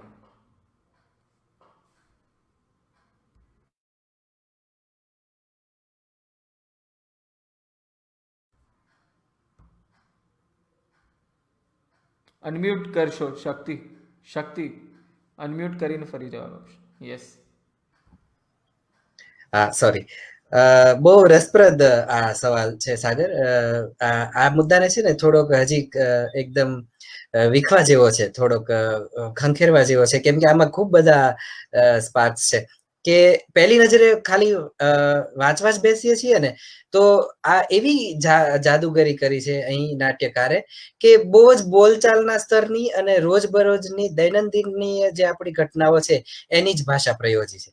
એકદમ આપણને એમ લાગે કે આમાં કઈ કરતા કઈ જ નથી, આ રોજની વાતો છે, રોજ રસોઈ કરવાની, જમવાનું, ખાવા બેસવાનું, સુઈ જવાનું, નોકરીએ જવાનું, પાછા આવવાનું, કંટાળવાનું, ઊંઘી જવાનું, આ બધા જ ક્રિયાકલાપોને એમાં લખ્યા છે. અને એની ભાષામાં આમ જુઓ તો ક્યાંય એવી, જે એરિસ્ટોટલ તો કહી ગયા કે અલંકૃત ભાષા છે નાટકની ભાષા, તો પણ અહીંયા તમને એવી જરાય એવી ભાષા જોવા નથી મળતી અને પરિણામે ગેરસમજણ એવી કરી દઈએ છીએ કે આ નાટક સાવ સાદું છે, આમાં કઈ વિશેષ તો બનતું નથી. એટલે તે જે ક્રિયાની વાત કરી ને કે નાટક છે એ થોડીક એક્શનમાં પણ એની ક્રિયામાં પણ હોય છે, એમાં કશું બનવું પડે મંચ ઉપર. માત્ર વાચાળ હોય, કોઈ માત્ર બોલાયા જ કરે અને ડિસ્કશન જ થયા કરે એના કરતા કશુંક મંચ ઉપર બને તો એ અહીં ખરેખર બને છે, પણ બહુ સૂક્ષ્મ સ્તરે બનતું હોય છે. એ બધા દ્રશ્યોને એકાદ બે ઉકેલવા એક્ઝામ્પલ આપીને સમજાઈ શકે શક્તિ? વૃક્ષની જ વાત કરું, વૃક્ષની વાત કરું. વૃક્ષની જે નાયિકા છે ઇન્દિરા, જે ગૃહિણી છે, એનો પોતાના પતિ જે હજી નવો જ વૃક્ષ બની ગયો છે એની વાત, અને એ વખતે એનો જે આખો ભાવ છે, એને શાલ ઓઢાડવા આવે છે, લોટો લઈ અને પાણી રેડવા આવે છે એના મૂળમાં, અને ધીમે ધીમે એક આખી પ્રક્રિયા લાભશંકર અહીં મૂકે છે. એ સીધી જ એક સવારમાં વહેલી ઉઠી અને પછી એ નિર્ભ્રાંત નથી થઈ જતી કે આ ઝાડને કાપી નાખો, એમ નથી કહી દેતી.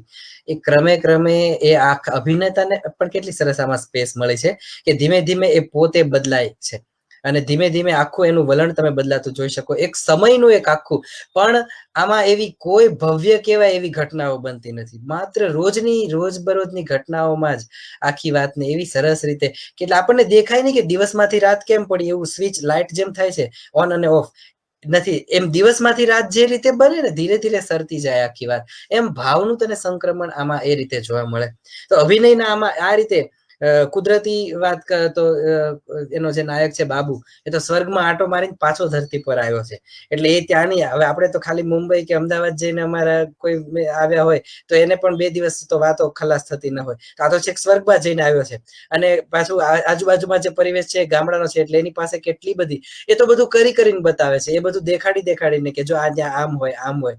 એટલે માત્ર બોલવાના સ્તર ઉપર વાત નથી થતી, એ બધું શારીરિક જેસ્ચરમાં પણ આવે છે. બાથટબમાં માછલીની વાત કરો કે આખું બાથટબ કેવી રીતે ક્રિએટ કરવું, એની જાતની રીતે એની લંબાઈ પહોળાઈ ને ઊંચાઈના માપ લેવામાં આવે, સ્ટૂલ ઉપર બેસીને પેલી માછલીનો કાંટો નાખવામાં આવે, અને એ રીતે આ બધા દ્રશ્યો ખરેખર આમ જુઓ ને તો બહુ કૌતુક વાળા છે.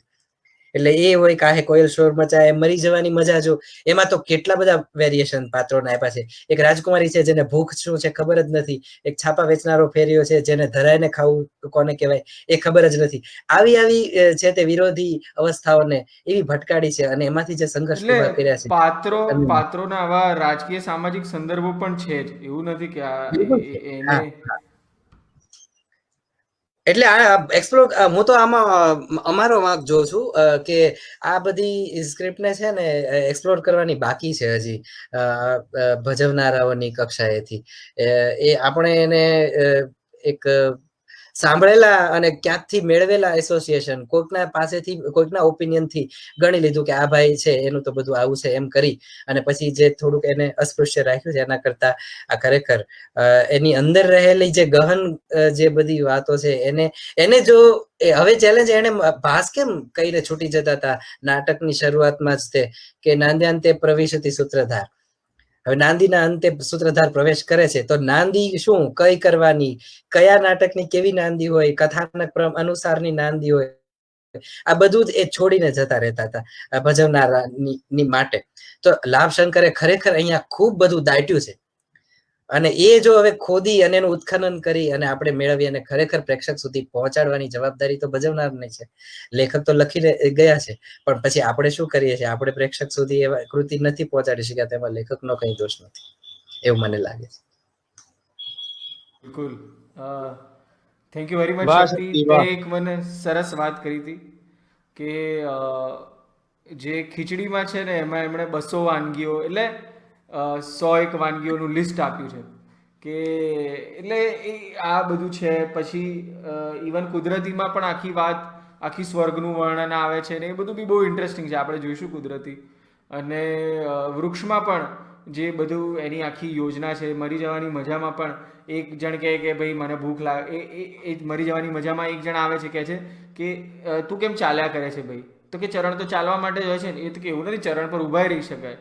બીજું એવું કહે છે તો કે અચ્છા મને તો ખબર જ નથી અત્યાર સુધી. એટલે આ બધું એકદમ એબ્સર્ડની વાત પણ બહુ આટલી રમતિયાળ રીતે આટલી હસતા કરી શકે છે, એ બહુ મોટી વાત છે. એટલે એ જ વાત છે કે આ સાગર, સોરી વચ્ચે તને અટકાવું છું, પણ કે આટલી મોટી અને આ મોટા ગજાની વાત છે, આટલું વ્યાપક દર્શન છે, એ અઘરી રીતે તો કહી શકાય, કોઈને ન સમજાય, સમજી તો જુએ એવા એટીટ્યુડ થી પણ કહી શકાય, પણ ખૂબ સાદી રીતે એમ કહેવામાં આવે. ઈરાદો એકાંકીનો ઉલ્લેખ પણ કરું અહીંયા કે એનો જે મુખ્ય પાત્ર છે ને એ દરેક વાત માટે એવી રીતે જ કહે છે કે આ તો તમે કહો છો એટલે કરું છું, બાકી મારો આ કરવાનો કોઈ ઈરાદો ન હતો. આ વાક્ય લગભગ આખા નાટકમાં અસંખ્ય વાર બોલાયું કે તમે મને બોલાવ્યો એટલે આવ્યો, બાકી મારો આવવાનો ઈરાદો ન હતો. તમે કીધું પરણવાનું એટલે હું પરણ્યો, બાકી તને પરણવાનો મારો ઈરાદો નતો. તને છોડી દઉં છું કેમ કે તું કહે છો, બાકી મને છોડી દેવાનો કોઈ ઈરાદો નતો. તો આ હવે ઈરાદો શબ્દને પકડો ને કે આ આયાસપૂર્વક કંઈક કરવું અહીંયા આવીને, કે સતત આયોજનમાં જીવતો માણસ અને અનાયાસે માત્ર કુદરતી રીતે જ વહી જવું. લાભશંકર ઠાકોરના મને એમણે કરેલી એક વાતનું બહુ છે કે નાટક છે ને નિર્મળ બનીને વહેતા કરે છે આપણને, એ નિર્મળ બનાવે છે અને વહેતા કરે છે. તો એ આ બધી જ પ્રતમાં આ બધી ટેક્સ્ટ છે જે એની જે એકાંકીઓની જ્યારે પસાર થઈએ છીએ ત્યારે કુદરતી તો આમ જુઓ તો, અને એને કેટલા ઓફબીટ વિષયો પસંદ કર્યા છે. સમલૈંગિક આખા સંબંધોની વાત તમને કુદરતીમાં એ સંકુલ રીતે જોવા મળે. સ્પષ્ટ રીતે એવું ન કહી શકો કે આ એ વિષયને લઈને આવે છે. કે રમત જે છે કે પોતાના જ ભાઈ પ્રત્યે થોડોક જાતીય ભાવ અનુભવતી નાયિકા છે પોતાના સગા ભાઈ પ્રત્યે. તો આટલા અઘરા અને થોડાક આમ જુઓ તો ચોંકાવનારા વિષયો પણ છે, પણ કેટલી સરળ રીતે અને કેટલી પથ્ય રીતે તરત તમને પચી જાય, પચવામાં જરાય કઠણ ન પડે એવી રીતે લાભશંકર મુકતા હોય છે. મને એક જ માત્ર સંવાદ એક વાંચી સંભળાવો છે કુદરતીનો. બાબુ કહે છે કે આ એટલે તો મારે પાછા નહોતું આવવું બા. ચંદુ: તો પાછો કેમ આવ્યો બાબુભાઈ? એ આવરદા બાકી હશે, બીજું હું. જમી લીધા પછી ઇન્દ્ર રાજાએ સ્વર્ગમાં મને 120 ની તમાકુનું બંગલો પાન, એક પોતે ખાધું ને એક મને આપ્યું. ચંદુ પૂછે, તે હે ઇન્દ્ર રાજા તમાકુ વાળું પાન ખાય? હા, તે શું કામ ન ખાય? એમને કઈ ખોટ છે? હા સાંભળ ચંદુભાઈ, ખાય ને અમે થોડીક વાતોય કરી. પછી ઇન્દ્ર રાજાએ કીધું કે જાઓ બાબુરાજ, દેવાંશી હારે થોડોક આરામ કરો, પછી તમને દેવડું તમારી ગીરે મૂકી જાહે. મેં કીધું ક્યાં મૂકી જાહે? તો કે પૃથ્વી લોકમાં. મેં કીધું ન્યા હવે કાંઈ કસ રહ્યો નથી. આપની મહેરબાની હોય તો અહીં કઈક નાનું મોટું કામ ગોતી આલો. આ દેવલો મારો નાનપણનો ભાઈબંધ છે, અમે હારે ભણતા હારે રમતા.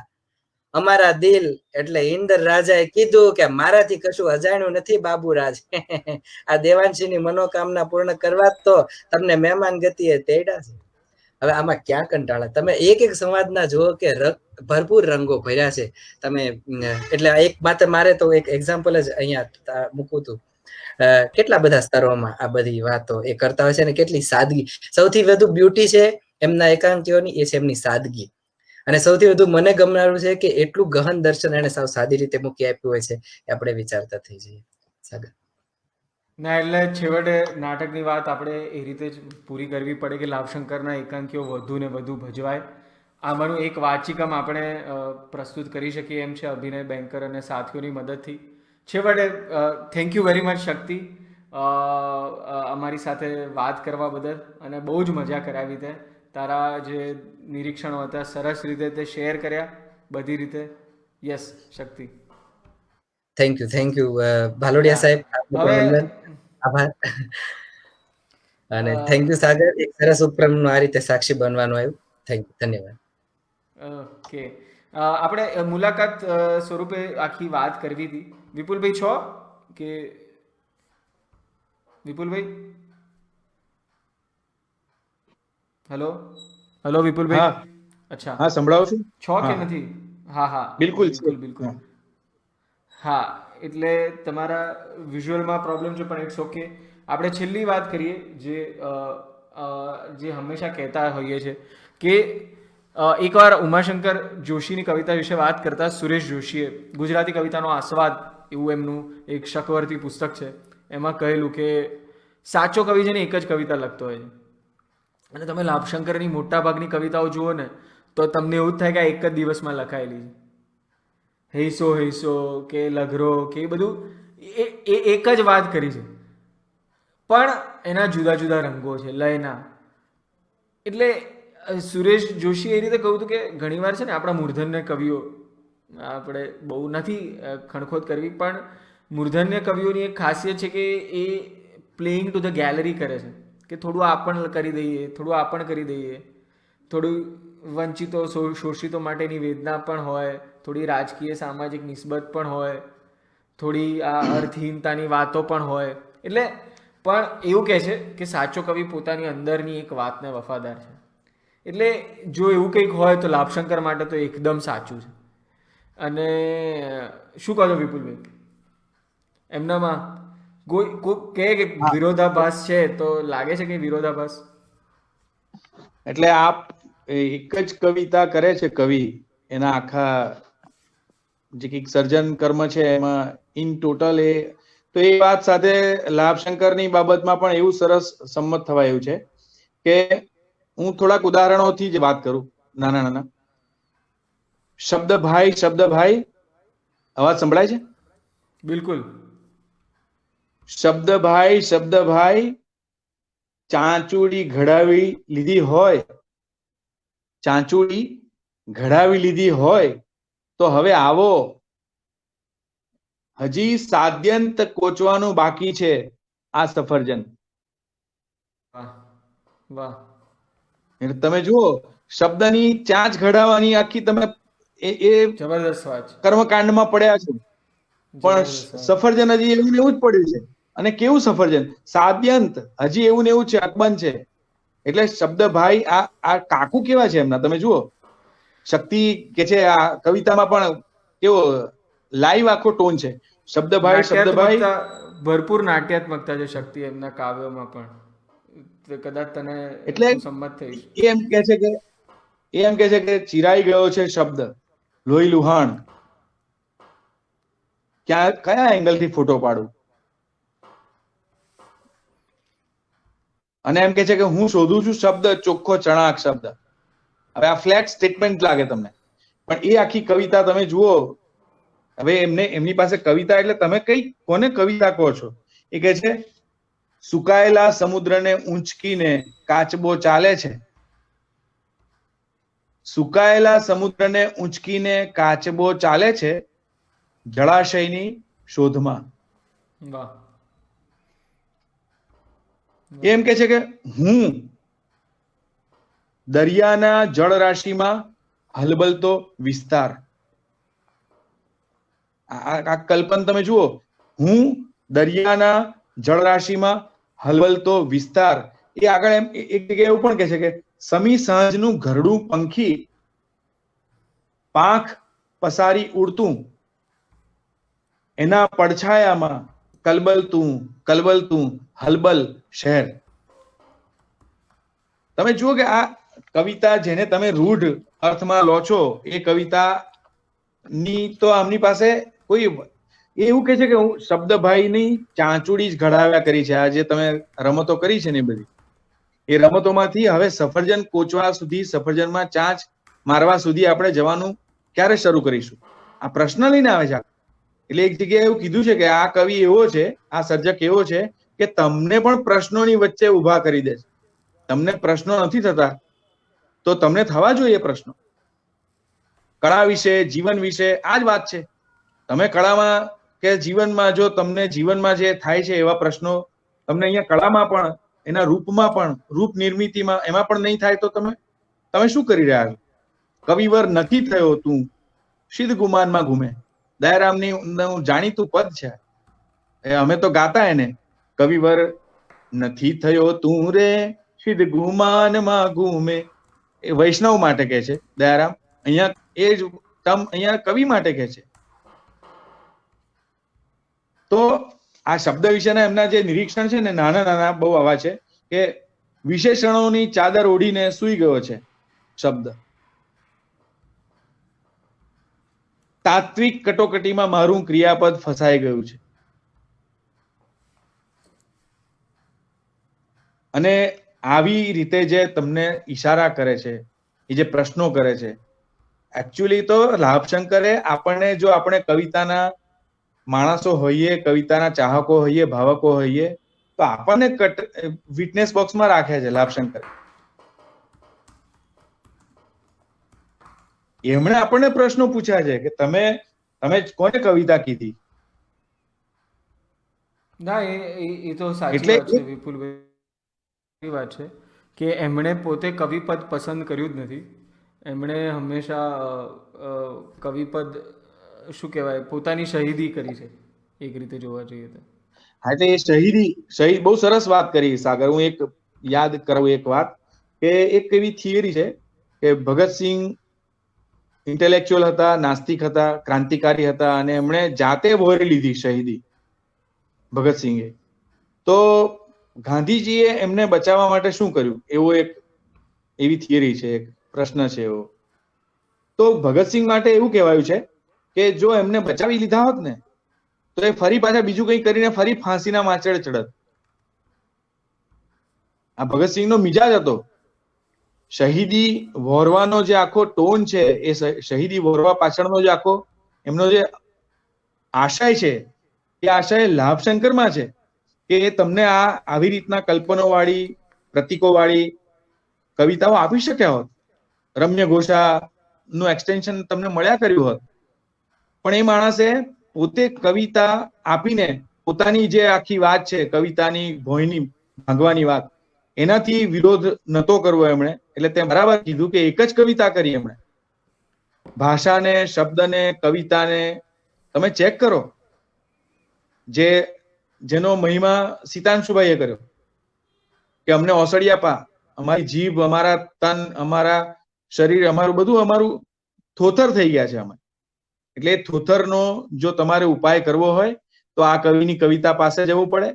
અને એ કવિને પણ ખબર હતી કે મેં આખો વખત આ જ પ્રશ્નો પૂછ્યા છે ને હું આ પ્રશ્ન પૂછતો રહીશ ને મારી કવિતા પણ આ પ્રશ્નો પૂછતી રહેશે. શું થયું મને તમે જે જાણીતા કવિ તરીકે નહીં તમે ગણો કે નહીં લોકપ્રિય બનાવો તમે મારી કવિતાને કે મારા કર્મને, શું ફરક પડે છે? એ શહીદી વહોરી છે આ કવિએ, આ સર્જકે, અને એની કવિતા કર્યા કરી છે આખો વખત. સાગર. બિલકુલ બિલકુલ બિલકુલ બિલકુલ ખૂબ સરસ વાત કરી વિપુલભાઈ. આપણે આ પોઈન્ટ સાઇન ઓફ કરીએ કે જે વ્યક્તિએ કવિતા, પોતાની કવિતાની વિભાવના, કવિપદ બધું જ પોતાનું હોડમાં મૂક્યું અને જે પરિણામો આવ્યા, એમણે પોતે એવો કાવ્ય રચવાનો દાવો પણ નથી કર્યો. પણ આપણે જાણીએ છીએ કાવ્ય પ્રેમી તરીકે કે બધા કાવ્યો છે. ઘણા કહે છે કે એમણે પરિણામોને કાવ્ય ગણ્યા, પણ એ પરિણામો હું નથી કહેતો, મને કાવ્યો જ લાગે છે. અને અંગત રુચિથી મોટું કશું છે નહીં સાહિત્યમાં છેવટે તો. એવું સુરેશ જોશી અને બીજા ઘણા વિદ્વાનોએ કહ્યું છે. કેટલાક કાવ્યો, કેટલીક વાતો તમને અંગત રુચિના આધારે જ ગમે છે, એની સાબિતી નથી આપી શકાતી. પણ આ પ્રતીતિ એ મોટી વાત છે.